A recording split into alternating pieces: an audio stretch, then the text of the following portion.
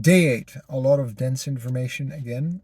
Started off really nice with the practice of the wish, result, obstacles, plan kind of speaking framework. A lot of summaries of different frameworks. How do we introduce a topic? How do we make it relevant? Provide some context. How do we give an instruction of what's going to happen? And how do we execute on that?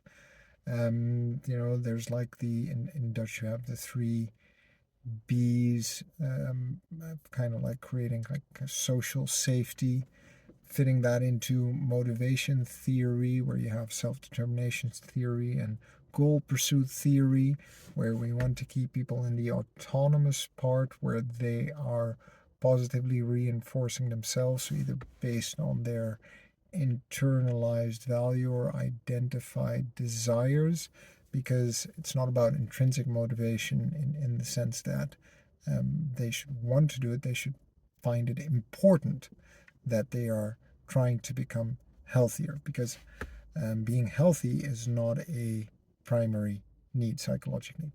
And we don't find it important unless we are unhealthy. When we lose our health is when we become very interested in health.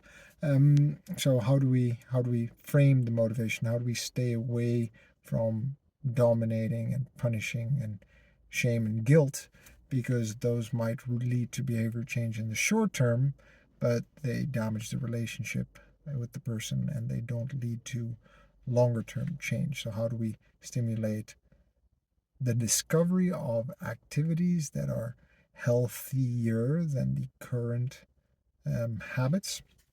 And how do we motivate someone to develop those routines and habits into sustainable habits, preferably unconscious ones, that allow them to live healthier lives over the long run?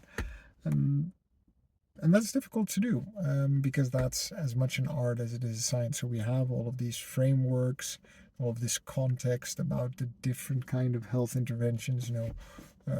What has the biggest health impact? Smoking or moving or drinking or nutrition, or so we know something about which kind of interventions we might want to prioritize, but at the same time, as a coach, you might be an expert on the tools and the motivation, but the other person is the expert on their life and cannot decide what will or will not work, or what is or is not possible or desirable for a person given their circumstances. So providing context and explaining to them what the biggest impact factors could be, but in the end, they need to choose what to do. There's so many links here. Like, feels like it's not just about coaching people in health coaching, and kind of whether we're designing a training program that we want someone to stick to, or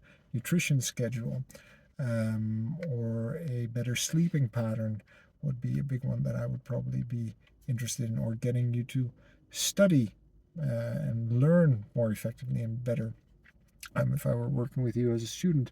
So there are all kinds of contexts.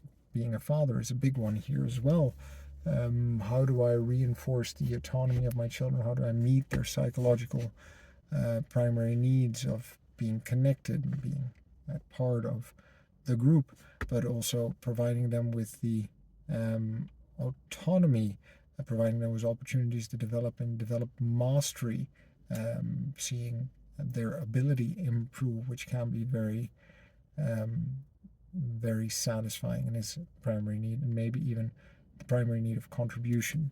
And these kinds of tools and techniques feed into that. So we've got a very dense syllabus with a lot of technical information, but we also have a very specific set of tools and skills in terms of conversations and people skills that we need to develop in order to be effective in life and as a coach.